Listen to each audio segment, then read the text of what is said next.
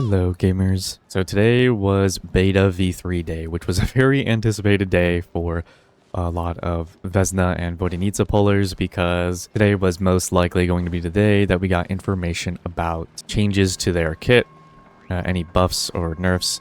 I think it was pretty expected that we were going to see buffs for vodya and Vesna, and we did. I'd also like to give credit to Flip Me AC on Twitter and also GXG Noir for putting their calcs out there for the public so early so that we could compare and contrast how they were before they got buffed and how they were after they got buffed. So if you haven't been keeping up with the beta for the past like 2 weeks or so, essentially Vesna and vodya released in a pretty underwhelming state, but also in a state where they weren't technically like bad characters to pull. They just didn't have that much value because there were other existing characters that kind of fulfilled their role. Like for example, in Skirk teams, vodya didn't have that much value originally because Escoffier basically just did the exact same thing she did, aside from like the quills. And so just adding some quills into the team really didn't make her that much of an upgrade. And Vesna was, I think, always a pretty decent pull because not everyone in the game is going to have a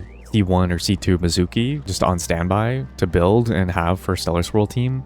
On top of that, not everyone likes to play Mizuki, and maybe they have better constellations to select, right? Some people want to select other constellations for stellar teams, maybe like Risley C2 or Sino or Chi-Chi or even Mona for the Hex teams. Like, you know, there's a lot of options there, and so maybe they just don't want to pick Mizuki yet. And so for those players, Vesna was already a pretty good pull, but now she's definitely a good pull after the buffs. But I'd say they actually did a pretty good job. If things stay the way they are currently, I'd say they did a pretty good job at buffing vodya to actually make her valuable for Vesna teams and Skirk teams. And they also buffed Vesna enough to where she is now significantly better than C2 Mizuki, but they also did it without making her like the most insane DPS in the game. Like, she's still amongst Awika and Mulani without being like insanely far ahead of them, which I think is good because a lot of people were probably worried about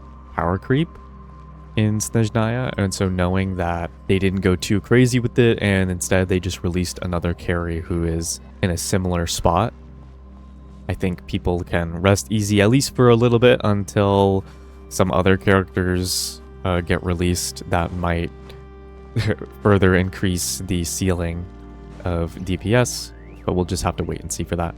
But for now, I think now we can rest easy a little bit. Now, personally, I actually didn't think Vesna and vodya needed the buffs at all. And my reasoning was because, one, not every character that releases needs to be the next best meta team. It's totally okay for Genshin to release characters sometimes that are not particularly relevant in the meta, but are still just good characters in general and like fun to play.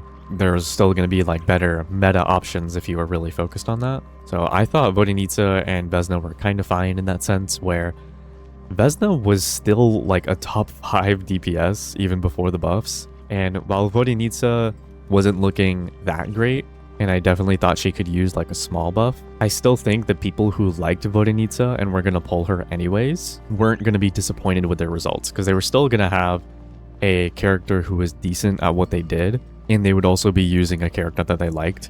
She just wouldn't be the top meta pick, which I think is fine. Like, it's fine for Genshin to release characters like that and sell a character purely based off of like their likeness or their design or their story in the game. Maybe their voice acting is really good, right? Versus just then making a very clear like next best meta option to pull. I think they could have done that, but clearly with the buffs here, they are trying to make vodya and Vesna stand out a bit more, so now they're actually like more worth pulling. I always thought they were more worth pulling in the first place because of vertical investment. When it comes to vertical investment in these Stellar Swirl teams, if you're using Mizuki, you don't have much room to vertically invest. It's pretty unobtainable to get like, you know, C6 Mizuki, for example, just if you wanted to, because you can't lose to a specific standard ban or 5-star on purpose. So unless some chronicled banner came around with Mizuki on it, there's no way of like actually getting her. And so then your next best option would be to vertically invest into probably Odette. But even then, there's only so much Odette can do and so much Odette can carry. So yeah, I thought it was always going to be better to pull Vesna if you planned to vertically invest anyways. So yeah, I always thought they had pull value no matter what if you planned to go for vertical. But obviously, yeah, like at C0, before the buffs, they were looking kind of like side grades. Vodyanitsa kind of looked like a side grade in Stellar Swirl teams to Farazan, despite being sustained. So that would have kind of been the trade-off. If you plan to do vertical, they are much better now as well. I was originally worried that they were going to buff them and they were kind of going to go crazy with it. And they still might. But I think now it's pretty unlikely. I think their place now is like pretty solid, I would say. But yeah, I was just worried that they were going to buff them like crazy and it was going to feel sort of like a situation where, oh my god, if I don't pull this character, it's going to be hard to keep up with the power creep and stuff like that. Now, I'm not that worried at all. I'm pretty happy with where she is. I feel like you're going to be pulling a very strong DPS without it being such an insanely crazy DPS that's like pushing the ceiling, the DPS ceiling of the entire game. And like I think she's just very solid now, which is good. I'm glad they did that. Now for me specifically, I don't know if it's still good enough for me to pull her. The fact that I'm on the track right now to get C2 Mizuki, obviously it's going to take a little while, but you know, I'll get there eventually. We'll also have C6 Traveler eventually, who's going to be good in Stellar Conduct. Kind of hard to say who my next pull is going to be. I'm kind of tempted to pull the next support that comes out. That way they could hopefully buff like Cryo Traveler, for example, and then that way I could have like a Stellar Conduct Cryo Traveler carry team along with an Odette and Mizuki team, and that could sort of cover a lot of my shill bases. So that's kind of what I'm thinking right now. I don't think Vesna stands out far enough for me to actually go for her, but who knows, that might change. Maybe, you know, maybe Vesna could be the character that I vertically invest in. Like maybe I'll go for C0R1 Vesna or something like that because their signature is really good. And even though I already have Mizuki, like I wouldn't mind getting Vesna if that's who I felt like vertically investing. But I just have to get my hands on the characters and like actually play them to see if I like them.